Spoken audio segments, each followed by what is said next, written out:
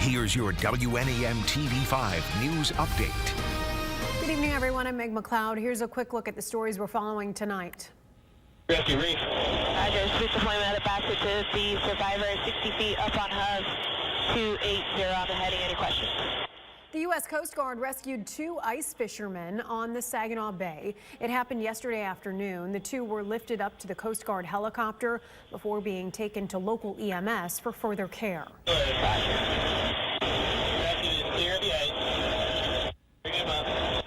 The Coast Guard reminds fishermen to check ice thickness before going on the water. They say always carry an ice pick, wear a flotation device, and fish with a buddy for added security. Michigan Attorney General Dana Nessel is joining a group of states in suing the Trump administration, the Department of Health and Human Services, and the National Institutes of Health. The lawsuit claims the indirect cost-cutting measures against medical and public health research at universities and research institutions are unlawful. Nessel says without the money, life-saving and life-changing medical studies could be compromised. The coalition argues the cuts violate the Administrative Procedure Act, including a directive Congress passed during President Trump's first term. Bay City Bridge Partners says Independence Bridge will close again tonight. The company says due to high winds last week, some work needed for this week's testing of the movable spans wasn't completed. Overnight closures will start tonight through Friday from 7 to 7 in the morning. And here's Chris with your First Alert forecast. Meg, we've got a First Alert weather day in place for Wednesday, primarily during the evening and overnight hours, where we expect several inches of new snow.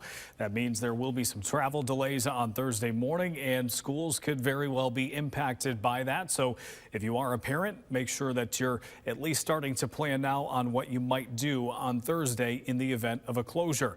We have a winter storm watch in place for most of the TV5 viewing area. Our northern counties not included at this time, but they may very well be included as we go through the next couple of days. Your hour-by-hour forecast shows we do not expect anything significant tomorrow. However, there could be a few flurries here and there or a light snow shower. Those will be very brief. They are not expected to lead to significant accumulation, and we'll start our focus on Wednesday. It looks like we'll start Wednesday dry, and then eventually in the afternoon snow will return. I think we're at least dry through the early parts of the afternoon before eventually that snow starts to take over.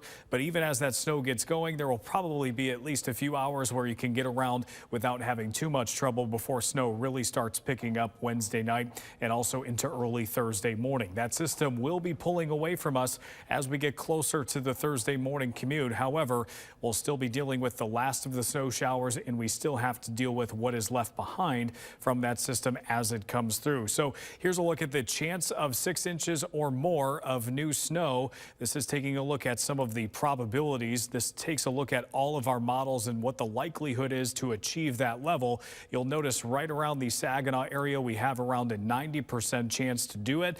In the Flint area, we have a slightly lesser chance, but still a reasonable shot at about 60 to 70%. And some of our northwesterly zones are a little bit lighter too, but all in all, this still looks like a decent chance to pick up a sizable snowfall. As we take a look at the weekend, we expect another system to come through on Saturday and early Sunday. That system could bring about another several inches of accumulation, but that one still a ways off, so we will wait and see and get through Wednesday first. Your 7-day forecast shows we've got temperatures expected to be in the 20s all week before eventually dropping into the teens by early next week on Sunday and Monday. And even after the snow on Saturday, we'll still have some scattered snow showers to deal with Sunday and Monday.